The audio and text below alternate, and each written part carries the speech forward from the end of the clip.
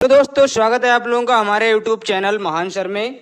और हम लेके आए हैं पॉलिटी के बेस्ट 15 क्वेश्चन, जो कि हमारी सीरीज चली रही लगातार। और हर एक टॉपिक की हम उसमें क्या है 15-15 क्वेश्चन कर रहे हैं, तो ये भी हम कर रहे हैं। तो आज का ये जो पॉलिटी का जो सेक्शन है, इसमें हम जो क्वेश्चन देखने वाले हैं वो बहुत अच्छे क्वेश्चन लेवल के हैं। और ये क्वेश्चन आप करेंगे तो वाकई आपको लगेगा ये तो सीधे सीधे एग्जाम में पूछे जा रहे हैं, क्योंकि ऐसे ही क्वेश्चन आपके क्या है एग्जाम में पूछे जाते हैं।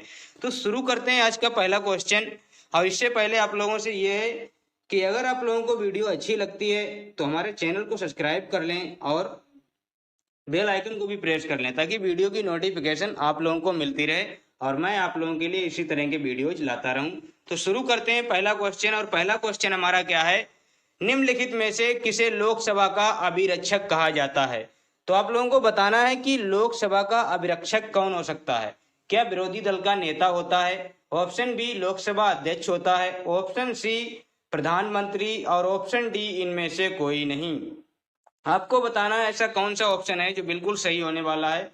तो लोकसभा का अभिरक्षक की बात हो रही है, तो लोकसभा का अध्यक्ष ही तो होगा ना। लोकसभा का अध्यक्ष ही तो होगा ना, जो कि लोकसभा की रक्षा करेगा, उसके अभिरक्षक बन के रहेगा। तो ऑप्शन बी बिल्कुल सही लग रहा है और बिल्कुल सही है भी।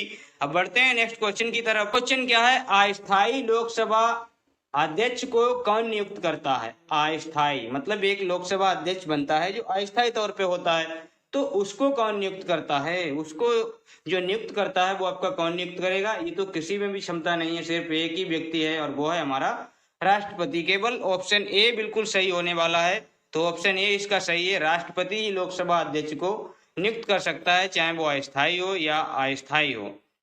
अब भारतीय संसद में कौन शामिल है कौन नहीं शामिल है, ये आप लोगों को बताएं। क्या ऑप्शन ए केवल लोकसभा, क्या ऑप्शन बी लोकसभा और राष्ट्रपति ये शामिल हैं, क्या केवल राज्यसभा, बिल्कुल भी नहीं, क्या लोकसभा और राज्यसभा। बिल्कुल सही ऑप्शन आपका क्या होगा, हालांकि राष्ट्रपति भी लोकसभा में शामिल होता है, लेकिन लोकसभा बोले तो संसद में शामिल होता है, लेकिन यहाँ पे क्या है ऐसा कोई ऑप्शन नहीं है। लेकिन राज्यसभा और लोकसभा के बिना आपका संसद बिल्कुल मतलब कुछ भी नहीं हो सकता।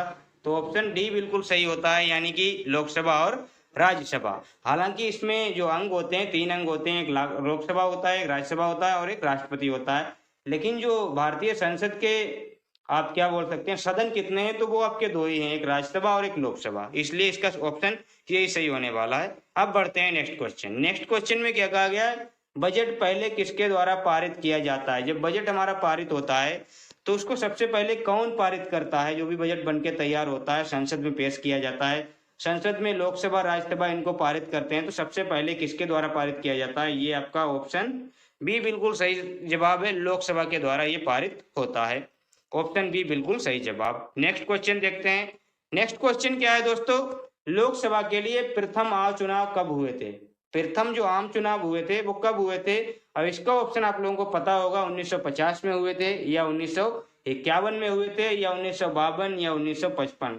ऑप्शन बिल्कुल नजदीक के हैं, अगर आप थोड़ी भी गड़बड़ किए तो गलत, इसलिए ऑप्शन को बहुत ध्यान से चुनना है, बहुत ध्यान से। इसका जो सही ऑप्शन है आपका क्या है, ऑप्शन सी आपका बिल्कुल राइट जवाब, यानी कि ऑप्शन सी 1952 में आम चुनाव हुए थे लोकसभा के। अब बढ़ते हैं नेक्स्ट क्वेश्चन की तरफ। नेक्स्ट क्वेश्चन क्या है, कौन सा राज्य सबसे अधिक प्रतिनिधि लोकसभा में भेजता है। तो ये तो हमारा एक ही ऐसा राज्य है जहां से सबसे ज्यादा प्रतिनिधि लोकसभा हो चाहे फिर वो राज्यसभा हो, कोई भी आपकी सभा हो, देश में सबसे अगर प्रतिनिधित्व करता है तो सबसे ज्यादा एक ही राज्य करता है, और वो हमारा क्या है उत्तर प्रदेश। इसीलिए हर एक कैंडिडेट की निगाह जो है वो यूपी पे रहती है, क्योंकि सबसे ज्यादा सीटें तो यहीं से आनी है।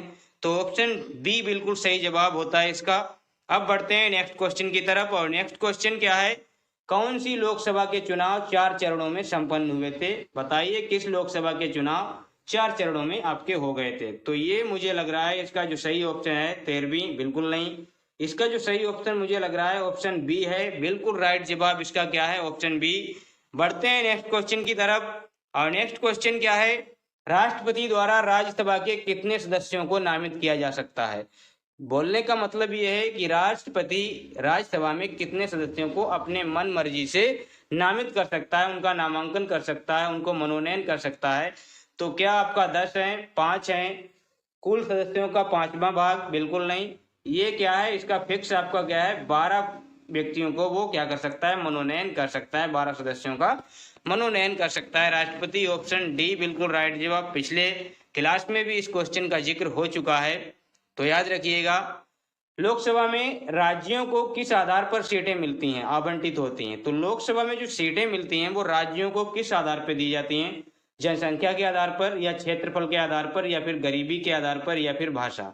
तो ये क्वेश्चन आप लॉजिकली भी सही कर सकते हैं। सबसे बड़ा हमारा राज्य क्या है, आपका क्या है, राजस्थान है, लेकिन सबसे ज्यादा सीटें जो हैं वो आपकी यूपी की हैं। क्यों? क्योंकि सबसे ज्यादा जनसंख्या किसकी है, यूपी की है, इसलिए ये जनसंख्या के आधार पे निर्धारित होती हैं सीटें, यानी कि ऑप्शन ए बिल्कुल सही है। अब बढ़ते हैं नेक्स्ट हमारा क्या है, लोकसभा की अधिकतम सदस्य संख्या कितनी हो सकती है? तो अधिकतम आपकी कितनी हो सकती है, अधिकतम आपकी आपको पता ही होगा कितनी हो सकती है, इसलिए मैं आपको ऑप्शन में नहीं फंसाऊंगा। बिल्कुल सही जवाब है, उस पर मैं टिक करता हूँ, ऑप्शन सी 552 आपकी अधिकतम संख्या हो सकती है। अब बढ़ते हैं नेक्स्ट क्वेश्चन की तरफ, और नेक्स्ट क्वेश्चन बताता है भारत के उपराष्ट्रपति की स्थिति की तुलना किस देश के उपराष्ट्रपति से की जा सकती है? बताइए इसमें कौन सा ऑप्शन सही है। कहने का मतलब क्या है, भारत के राष्ट्रपति की तुलना किस देश के उपराष्ट्रपति से की जा सकती है? तो फ्रांस के, संयुक्त राज्य अमेरिका, न्यूजीलैंड या रूस। तो इसका जो सही ऑप्शन है दोस्तों क्या है, अमेरिका ही है, यानी कि ऑप्शन बी बिल्कुल सही होगा। बिल्कुल सही जवाब आपका बी। नेक्स्ट क्वेश्चन क्या है, भारत के उपराष्ट्रपति की स्थिति की तुलना किस देश के उपराष्ट्रपति, ये तो रिपीट हो गया क्वेश्चन। आगे बढ़ते हैं। उपराष्ट्रपति को पद की अवधि कितने वर्ष की होती है? उपराष्ट्रपति जिस पद पे होता है उसके पद की अवधि कितनी होती है? 5 साल होती है, 6 साल होती है, या फिर 7, या फिर 8? तो इसका तो आपको पता ही होगा। नॉर्मली आपकी कितनी अवधि के होते हैं ये सब, सारे के सारे आपके 5 वर्ष के पद होते हैं, लेकिन किसी किसी में आपका हेरफेर मिलेगा। तो इसका सही जवाब ऑप्शन ए है। अब बढ़ते हैं नेक्स्ट हमारा क्या है, राज्यसभा की बैठकों का सभापतित्व कौन करता है? राज्यसभा जो होता है उसका सभापति कौन होता है, और उसकी बैठकों की सभापतित्व कौन करता है?